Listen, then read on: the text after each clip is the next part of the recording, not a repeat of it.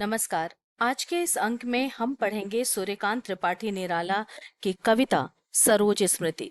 ये कविता 12वीं कक्षा की पुस्तक अंतरा भाग 2 के पद्य खंड से ली गई है। इस कविता की पूरी व्याख्या इस अंक में हम जानेंगे, लेकिन उससे पहले कवि निराला का संक्षिप्त जीवन परिचय जान लेते हैं। सूर्यकांत त्रिपाठी निराला का जन्म बंगाल के मेदिनीपुर जिले के महिषादल गांव में सन 1898 ईस्वी में हुआ था। कवि निराला ओज, औदात्य और विद्रोह के कवि हैं।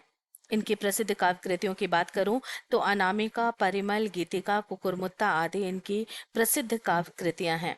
सरोज स्मृति जो इस अंक में हम पढ़ने जा रहे हैं, उनकी पुत्री सरोज की मृत्यु पर लिखी गई कविता है, जिसमें कवि ने अपनी कन्या का बचपन से युवावस्था का ऐसा आकुंठ और संयमित वर्णन किया है जैसा अन्यत्र दुर्लभ है। अभी हमने कवि के बारे में जान लिया तथा कविता की भूमिका भी जान ली, तो अब कविता की विस्तृत व्याख्या जानते हैं। देखा विवाह आमूल नवल, तुझ पर शुभ पड़ा कलश का जल। देखती मुझे तू हंसी मंद, होठों में बिजली फंसी स्पंद। उर्मेज भर झूली छवि सुंदर, प्रिय की अशब्द श्रृंगार मुखर। तो खुली एक उच्छ्वास संग, विश्वास स्तब्ध बंद अंग अंग। नत नैनों से आलोक उतर, कांपा अधरों पर थर थर थर। देखा मैंने वह मूर्ति धीती, मेरे वसंत की प्रथम गीति। इन पंक्तियों के माध्यम से कवि अपनी दिवंगत पुत्री सरोज का जो विवाह बड़ी सादगी और अनोखे ढंग से करता है, उसका बहुत ही मार्मिक चित्रण करता है। कवि अपनी दिवंगत पुत्री सरोज को संबोधित करते हुए कहता है कि तुम्हारा विवाह पूरी तरह से नवीन और अपनी तरह का अकेला विवाह था। विवाह के दौरान तुम्हारे ऊपर मांगलिक जल का छिड़काव किया गया और तुम मुझे मंद मंद देखकर मुस्कुरा रहे थे। तुम्हारी उस मुस्कान में बिजली की चंचलता, बिजली की चपलता फंसी हुई थी, समाहित थी। तुम्हारे हृदय में बसी सुंदर छवि जो तुम्हारे पति की थी, वो तुम्हारे मुखमंडल पर शोभायमान हो रही थी। पति का मौन श्रृंगार तुम्हारे व्यक्तित्व में मिलकर तुम्हारी सुंदरता को और भी मुखरित कर रहा था और भी निखार रहा था। तुम्हारे अंदर मधुरता का संचार हुआ, जिससे तुम मधुर भाव की तरह खिलने लगी। तुम्हारे अंग अंग में विश्वास, भविष्य के सुनहरे सपने और सुख की कामना समाई हुई थी। तुम्हारे झुके नैनों में खुशी और उल्लास रूपी प्रकाश उतरकर होठों पर थिरक गई थी। कवि को अपनी पुत्री सरोज के अपूर्व सौंदर्य में, उसके व्यक्तित्व में उस सुशीलता और धैर्य की मूर्ति के दर्शन होते हैं जिसे उसने अपने प्रथम वसंती में अपनी पत्नी में देखा था, जो माधुर्य से परिपूर्ण एक संगीत के समान था। श्रृंगार रहा जो निराकार, रस कविता में उच्छ्वसित धार। गाया स्वर्गीय प्रिया संग, भरता प्राणों में राग रंग। रति रूप प्राप्त कर रहा वही, आकाश बदल कर बना मही। हो गया ब्याह आत्मीय स्वजन, कोई थे ना आमंत्रण। था बेजा गया विवाह राग, भर रहा न घर। निशि दिवस जाग, प्रिय मौन एक संगीत भरा। नवजीवन के स्वर पर उतरा। इन पंक्तियों के माध्यम से कवि कहता है कि पुत्री सरोज के श्रृंगार को जब निहारता है तो उस श्रृंगार में उसे अपने उस पत्नी के दर्शन होते हैं जो कभी उसने अपने प्रथम वसंत में देखा था। और ये श्रृंगार निराकार है, जिसकी अनुभूति मात्र की जा सकती है। ये रस से ओतप्रोत इस गीत को कवि अपनी स्वर्गीय पत्नी के साथ मिलकर गाया करता था। कवि को ऐसा लगता है कि वह प्रेम आज भी धरती पर विद्यमान है और वही प्रेम अपनी पुत्री सरोज के रूप सौंदर्य में साकार होता देखता है। कवि आगे की पंक्तियों में कहता है कि इस विवाह में किसी को निमंत्रण नहीं भेजा गया था, इसीलिए आत्मीय जन नहीं आए थे। जैसे अन्य वैवाहिक अवसरों पर गीत गाए जाते हैं, रात भर जागा जाता है, ऐसा इस विवाह में कुछ नहीं हुआ। चारों तरफ एक मौन संगीत ही गूंज रहा था, लेकिन ये मौन संगीत पुत्री सरोज के दाम्पत्य जीवन के सुखद स्वर में समाहित था। माँ की कुल शिक्षा मैंने दी, पुष्प सेज तेरी स्वयं रची। सोचा मन में वह शकुंतला, पर पाठ अन्य या अन्य कला। कुछ दिन रह गई तू फिर समोद बैठी, नानी की स्नेह गोद। मामा मामी का रहा प्यार, भर जलद धरा को ज्यों अपार। वे ही सुख दुख में रहे न्यस्त, तेरे हित सदा समस्त व्यस्त। वह लता वहीं की जहाँ कली, तू खिली स्नेह से हिली पली। कवि इन पंक्तियों के माध्यम से एक माँ के रूप में ही, पिता होते हुए भी एक माँ के रूप में अपनी भूमिका का वर्णन करते हुए कहते हैं कि पुत्री की विदाई के समय जो कुल की शिक्षा माँ को देनी चाहिए थी, वो पिता के रूप में कवि ने स्वयं दी। कवि ने अपनी पुत्री की पुष्प शैया भी स्वयं अपने हाथों से सजाई।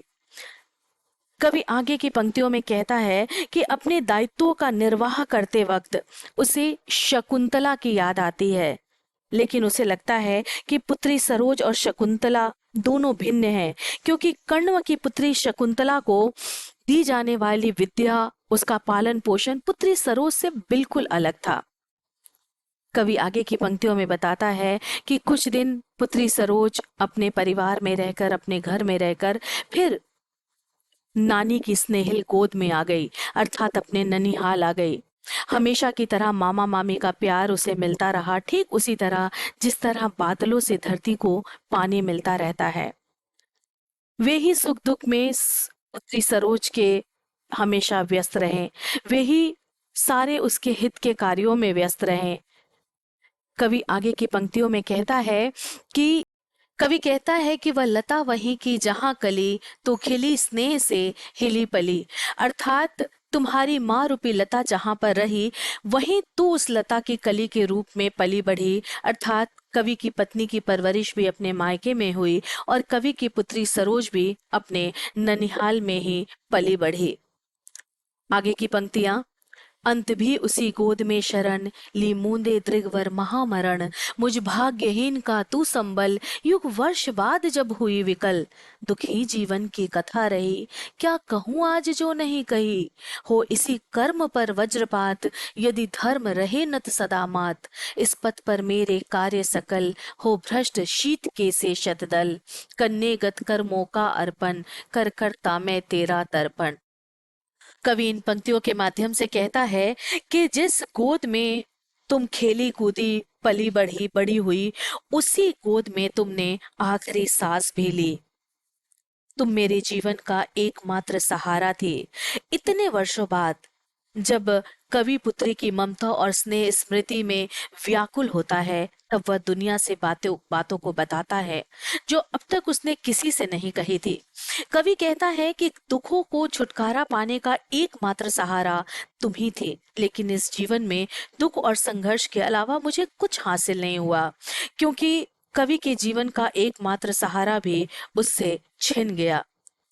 आगे कवि कहता है कि मेरा पूरा जीवन घोर संघर्ष की धूप में बीता, सुख की छाया तक नसीब नहीं हुई, और इस दुख की गाथा को आज तक मैंने दुनिया के सामने कभी नहीं बयान किया।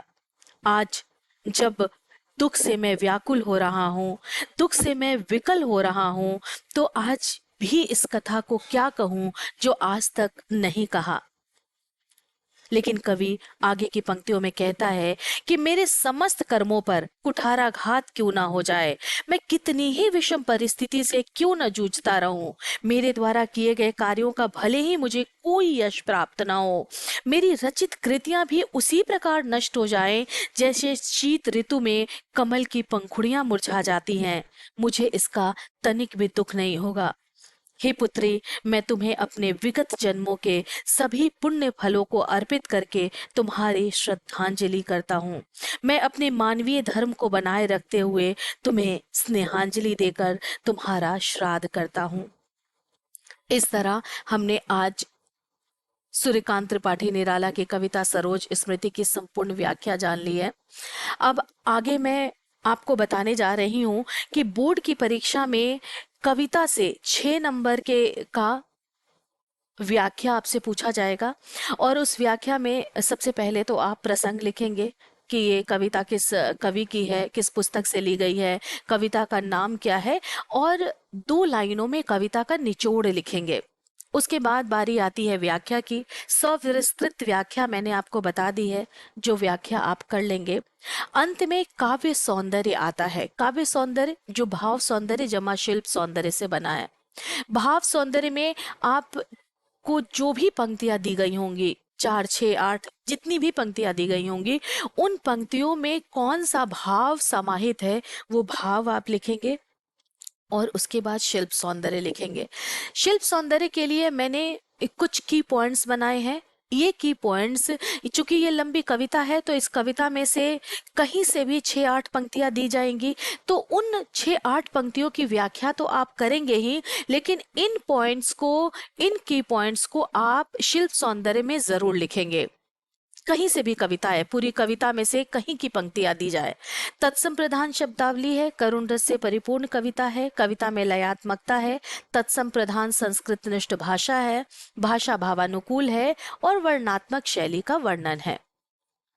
ये 6 पॉइंट्स लिखने के बाद अब हम आगे बढ़ते हैं अलंकारों पर।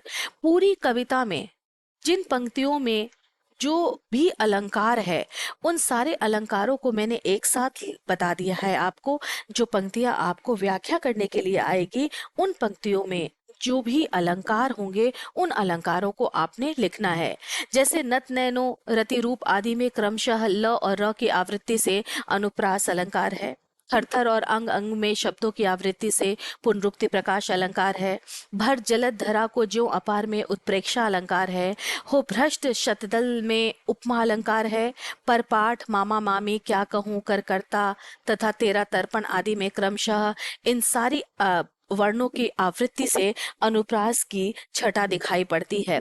ये तो आप अलंकार लिख देंगे, और इस तरह आपका पूरी व्याख्या और काव्य सौंदर्य का जो प्रश्न है वो आपका पूरा हो जाता है। इस तरह आज के इस अंक में हमने सरोज स्मृति की व्याख्या की। उम्मीद करती हूँ कि आपको समझ आ गई होगी। फिर भी अगर आप कुछ पूछना चाहते हैं तो कमेंट बॉक्स में ज़रूर कमेंट्स कीजिए। मेरे चैनल को सब्सक्राइब ज़रूर कीजिए, और आगे आने वाले वीडियो की जानकारी के लिए बेल आइकन ज़रूर प्रेस कीजिए।